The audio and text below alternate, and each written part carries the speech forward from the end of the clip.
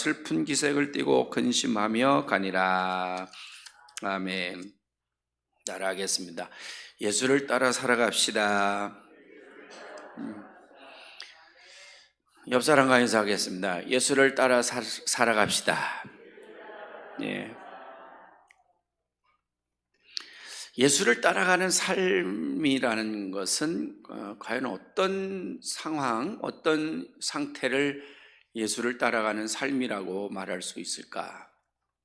사실은 우리가 그 근본적으로 보게 되어지면 예수를 믿기로 작정하고 그리고 교회를 출석하기 시작했다고 한다면 이미 예수를 따르는 삶의 첫 발을 내디딘 거예요. 그때부터 이미 첫 발을 떼어서 지금까지 또 쭉 예수를 따라온 것입니다. 어떤 이는 10년, 어떤 이는 30년, 어떤 이는 50년, 평생 동안 지금까지 현재 진행형으로 지금 출석을 하고 있고 지금 믿음을 가지고 있다고 한다면 우리는 지금 현재 누구를 따라가는 것이냐면 예수를 따라가고 있는 거예요. 예수를 쫓아온 것입니다. 그런데 그 예수를 따르는 그 무리들을 보면 다 같을 수는 없습니다. 예수를 따라가지만 다 똑같고 다 동일할 수는 없습니다. 우리가 그냥 이성적으로 생각을 해봐도 그렇잖아요.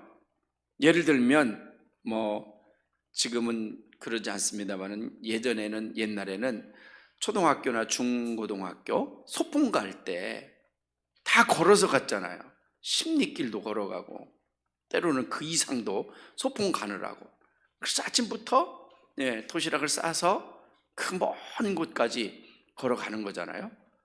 그래서 한나절만큼 걸어가서 점심 도시락 먹고 그리고 좀 즐기다가 그래서 거기서 끝나고서 흩어져서 집으로 오면 또 쭉 오고 이러는데, 학교에서 그 소풍 지역까지 갈 때는 학년별로 반별로 이렇게 줄을 서서 이렇게 쭉 가잖아요.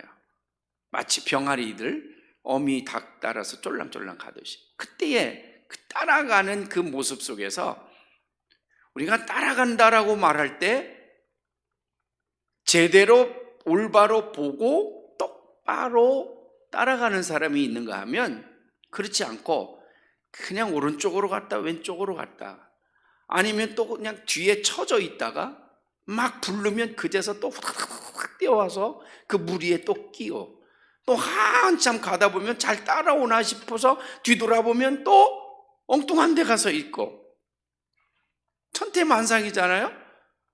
그런가 하면 아주 선생님 뒤에 바짝 붙어가지고 그냥 목적지 도착할 때까지 단 한마디도 싫은 소리 안 듣고, 또 선생님도 단 한 번도 눈종을 주지 않아도 제대로 끝까지 잘 따라오는 그런 학생들이 있는가 하면 동쪽으로 갔다 서쪽으로 갔다, 다른 반에 가서 다른 친구들하고 막 했다가 선생님이 막 혼내키고 소리를 치고 또 호령을 하면 그래서 또 막 뛰어와가지고서 또 잘 가는 척 하다가, 그리고 끝끝내 아주 새길로 빠져가지고 아주 없어져 버리는 놈도 있고, 그렇죠?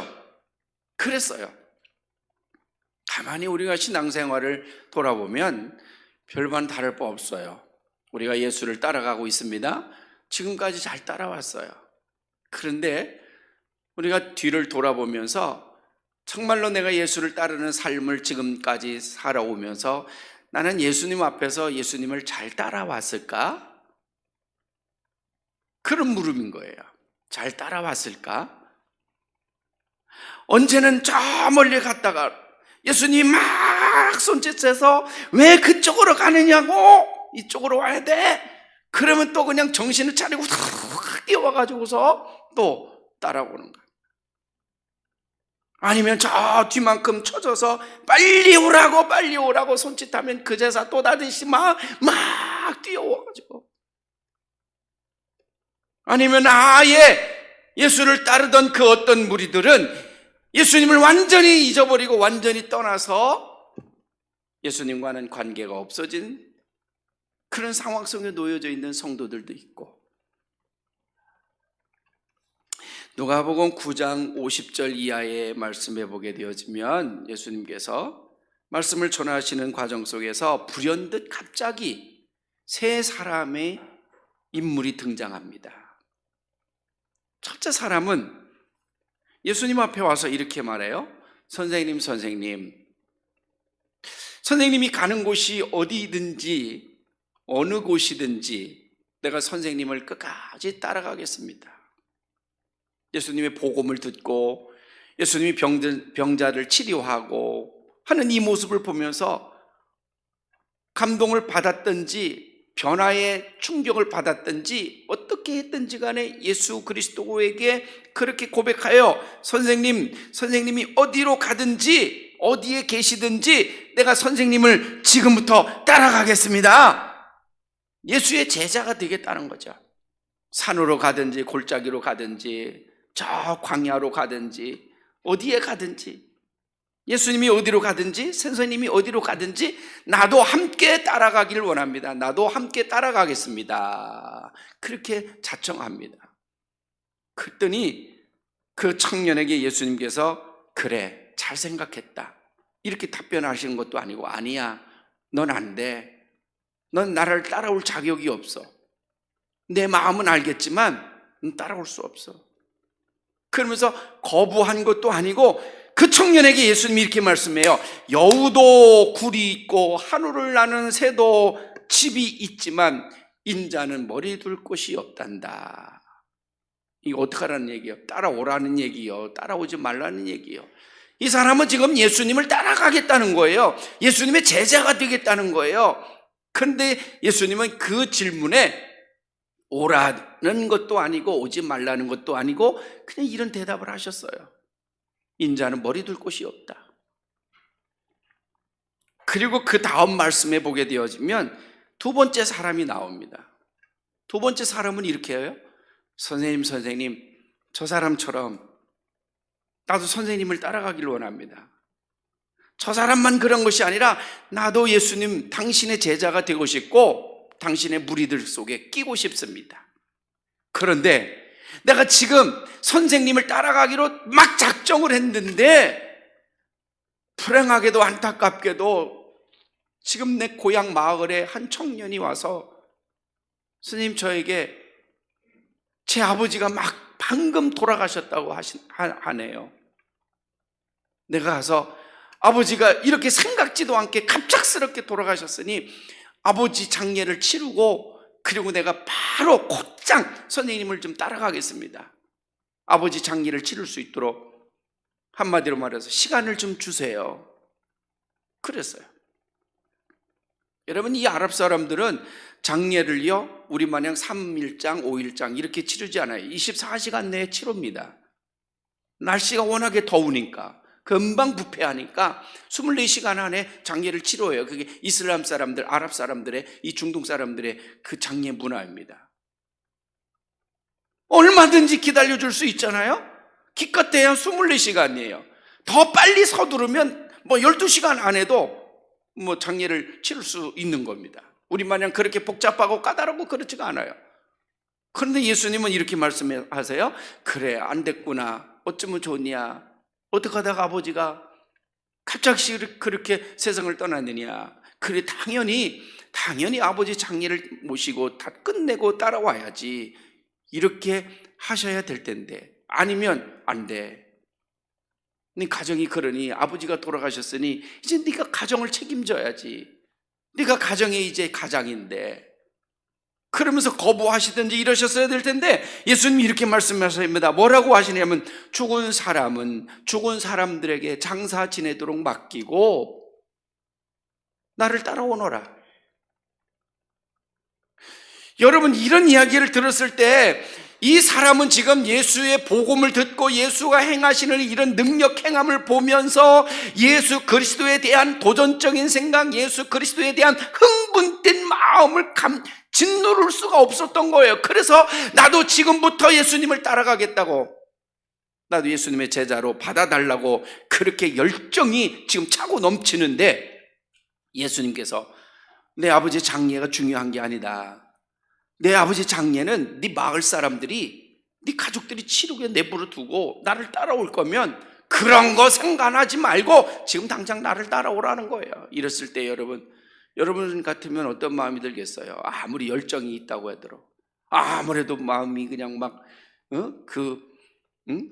성령으로 충만해 있다고 할지라도, 아버지 장례도 치르지 말고 나를 따라오라고 그렇게 말하면 어떤 마음이겠어요?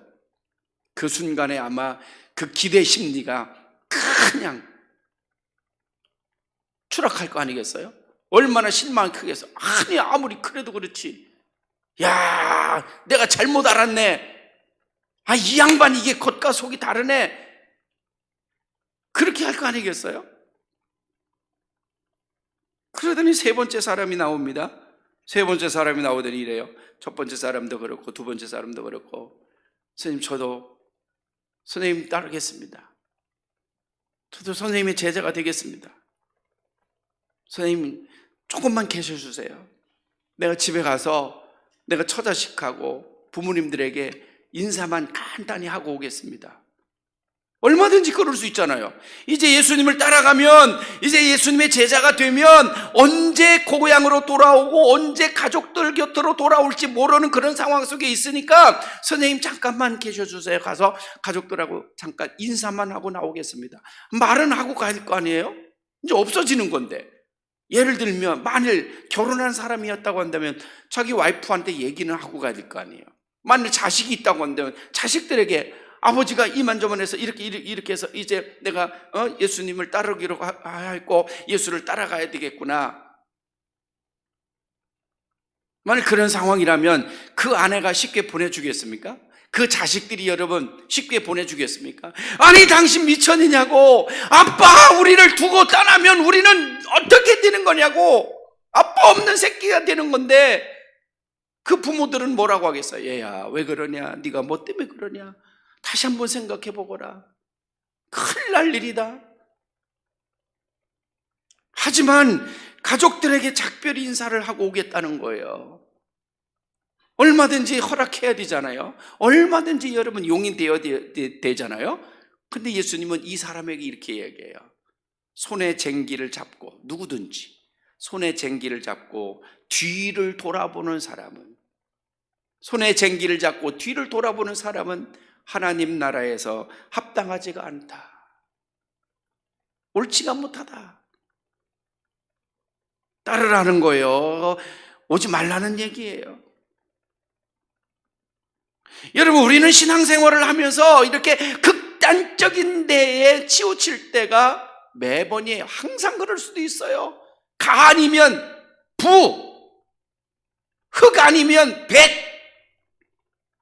기냐 아니냐, 이게 우리의 여러분 신앙적 모습이잖아요. 그래서 하나님 앞에 기도할 때도 당장에 지금 즉시 이게 아니면 하나님의 은혜가 없는 것 같고 믿음이 없는 것 같고, 그래서 돈이 잘 벌리면 하나님 축복받고 그냥 원하는 대로 순탄하게 막 형통하게 되어지면 하나님이 능력을 주는 것 같고, 반대로 요즘 여러분 한참 관심 있는 주식이 그냥 하늘로 치솟을 때는 하나님 축복받아가지고 그냥 주식이 막 오르가고 있다고 하나님 보기로, 반대로 주식이 곤두박질 쳐가지고 밑바닥에 있으면 하나님이 없는가 보라고. 자식들이 여러분 잘 되어지면 하나님의 축복을 받았다고 하고, 자식들이 속을 썩이고 자식들이 직장이 잘, 학교가 잘 풀려지지 않고 이러면 하나님은 어쩌면 이러느냐고. 그런 관계 속에서, 그런 생활 가운데 우리가 하나님을 그렇게 평가하면서 내가 예수를 따라가고 있는 그 신앙과 내가 예수를 따르는 그 삶 속에서 여러분 그런 극단적인 그런 평가와 판단을 내려가면서 우리가 우리 스스로가 예수에게서 멀어져가는 삶을, 예수의 시야에서 아주 흐려지는 그 지역까지 여러분 너무 멀리 떨어져 가고 있지는 않는지요. 예수를 따르는 삶은 도대체 뭘까요? 인자는 머리 둘 곳이 없다고 냉철하게 말씀하시는 예수님의 모습, 선생님을 따라가겠다고, 당신이 어디에 머물든지 내가 그곳에 함께 하겠다고 예수의 제자가 되기로 자처하는 이 사람들에게 뒤를 돌아보지 말고 즉시 따르라고 냉정하게 냉혹하게 이렇게 답변하는 그 모습 속에서 예수님은 이들의 모습을 볼 때에 예수님의 모습은 반기지 않는 듯한 그런 인상을 받을 수밖에 없습니다. 어쩌면 따르려고 결심하고 작정했던 그 열정을 끊어버리면서 그들의 열정을 짓누르면서 그 마음을 한순간에 여러분 식어버리게 만드는지도 몰랐습니다. 예수님의 이 답변이 그렇습니다. 지금 만일 여러분 우리가 이런 상황을 오늘날의 교회의 모습으로 생각해 보십시오. 우리 교회의 새 가족으로 누군가가 등록을 했습니다.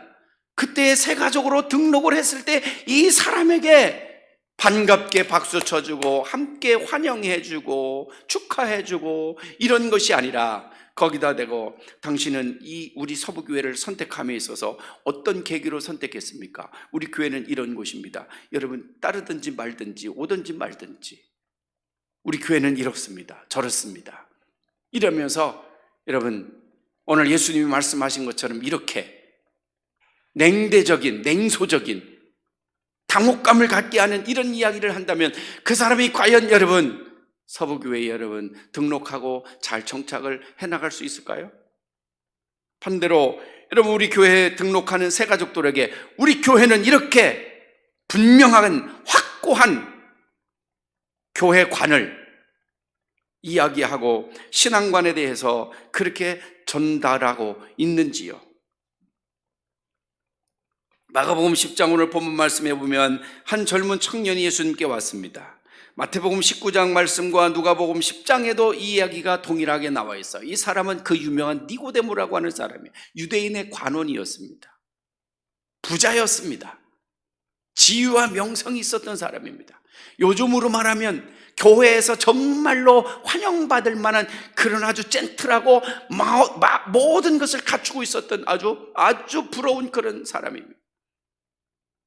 이런 사람이 와서 예수님께 어떻게 해야 영생을 얻을 수 있습니까? 이렇게 물었어요. 그 영생을 얻을 수 있습니까? 라는 이 말은 앞에서 이야기한 대로 내가 어떻게 구원을 받을 수 있습니까? 나도 예수님의 제자가 되고 싶고 나도 당신을 나의 스승으로 두고 싶습니다. 나의 이 무지함을 좀 가르쳐 주세요. 나를 좀 깨우쳐 주세요. 그랬더니 가서 모세의 율법대로 다 행하라. 살인하지 말라, 간음하지 말라, 내 부모를 공경하라. 그렇게 이야기했더니 그거는 내가 어려서부터 다 지켰습니다. 그랬더니 예수님께서 이렇게 말씀하십니다. 너에게 딱 한 가지 부족한 것이 있구나. 그게 뭡니까? 너는 가서 내가 가지고 있는 지금 있는 모든 것을 다 팔아서 가난한 사람들에게 다 나누어 주고 그리고 나를 따라오너라. 이렇게 말했어요. 빈손으로 오라는 얘기죠. 근데 이 니고데모는 지금 성경에 보게 되어지면 부자입니다. 유대인의 관원입니다. 그래서 성경은 이렇게 마지막으로 끝을 맺습니다. 그 사람이 재물이 많은 고로 근심하며 돌아갔더라. 이렇게 말해줬어요.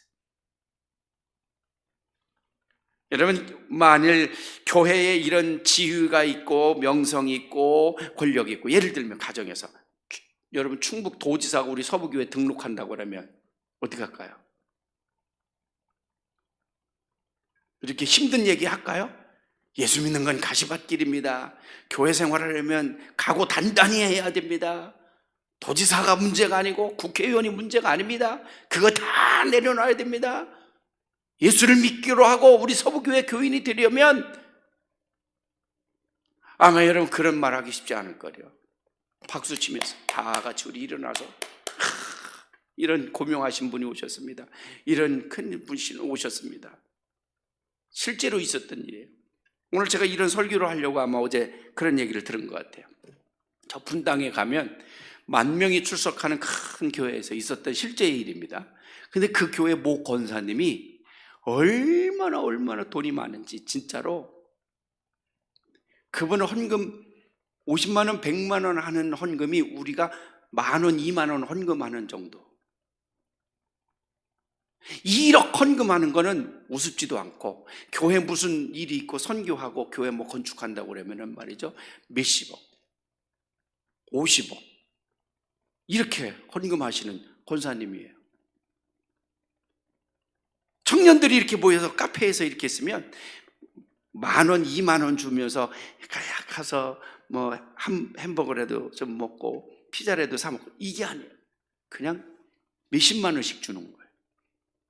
그러니까 교회 모든 기관들이, 교회 모든 식구들이 이 권사님만 떴다 하면 난리가 나는 거예요. 왜? 뭐가 따라다니니까?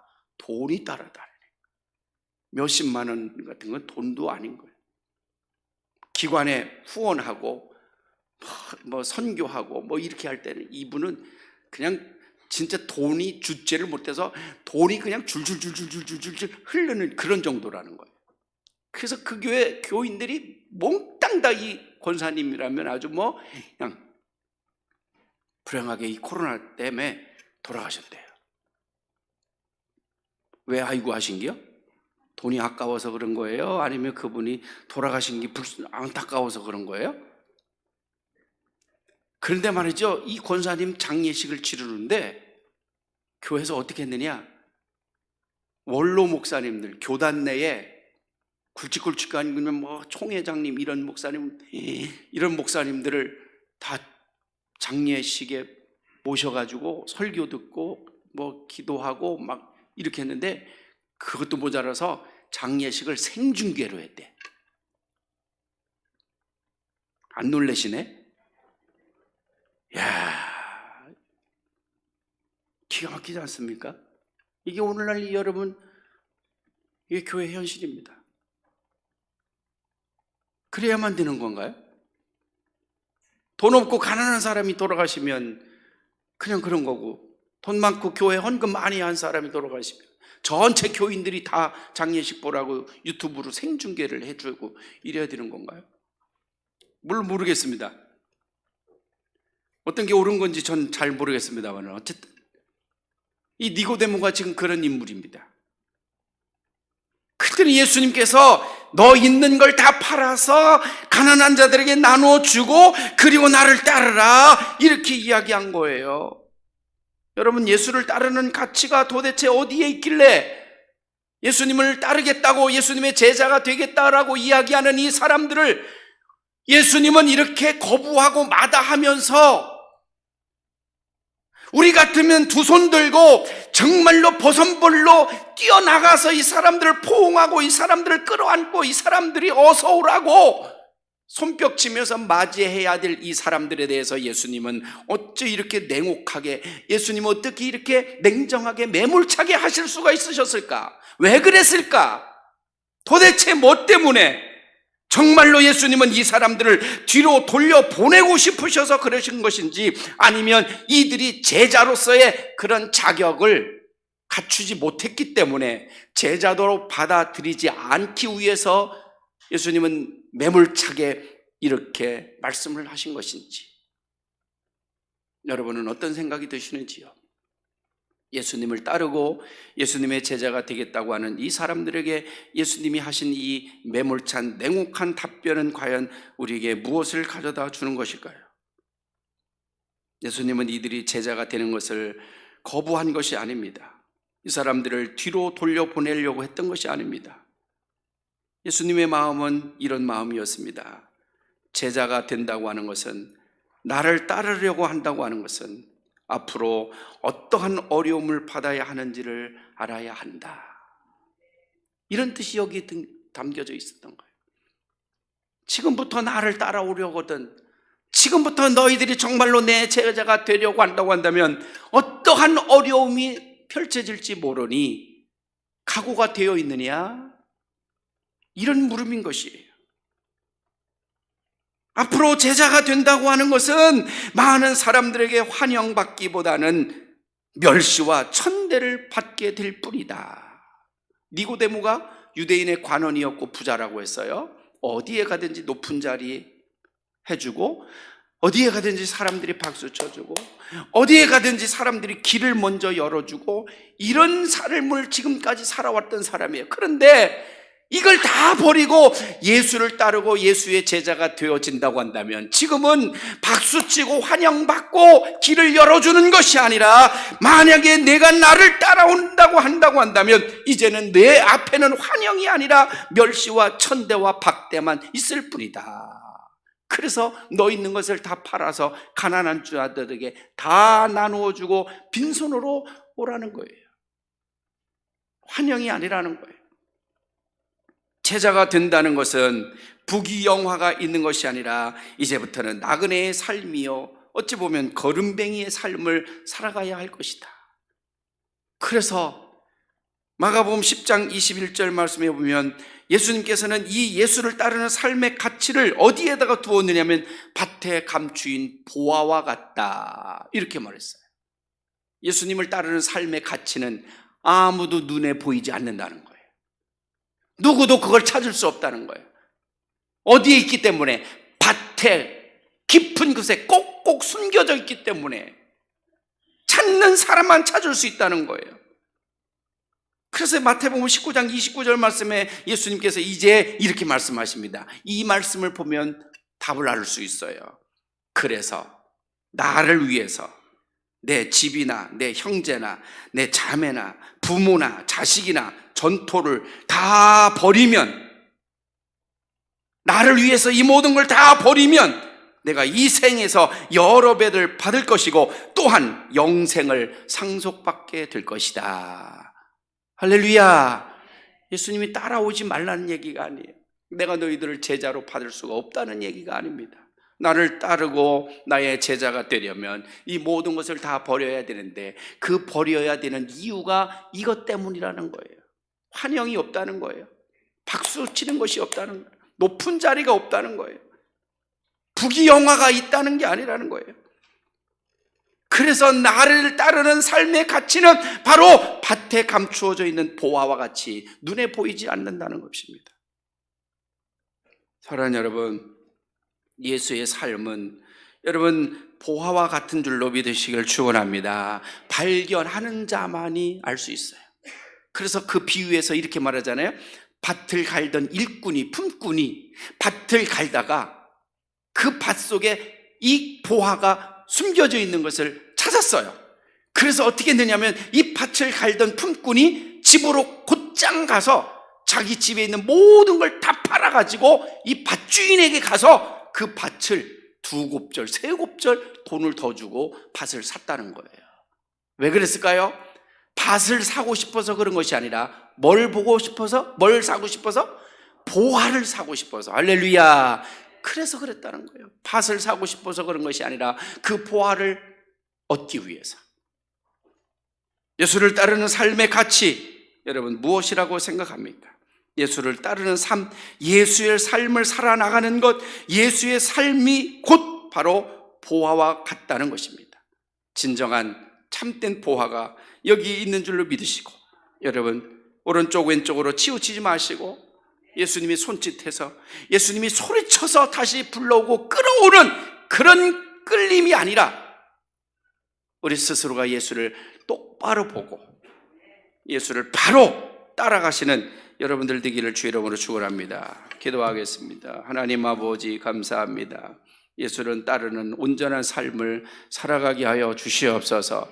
좌로나 우로나 치우치지 않게 하여 주시고 예수를 따르는 삶의 가치가 어디에 있는지 무엇인지를 분명히 알게 하셔서 온전히 바르게 똑바로 따라갈 수 있도록 인도하여 주시옵소서. 그곳에 보화가 있고 그곳에 하나님 숨겨진 하나님의 귀한 소중한 보화가 있는 줄로 믿사오니 주여 밭을 보지 말고 보화를 보게 하여 주시옵소서. 예수님의 이름으로 기도하옵나이다. 아멘. 448장입니다.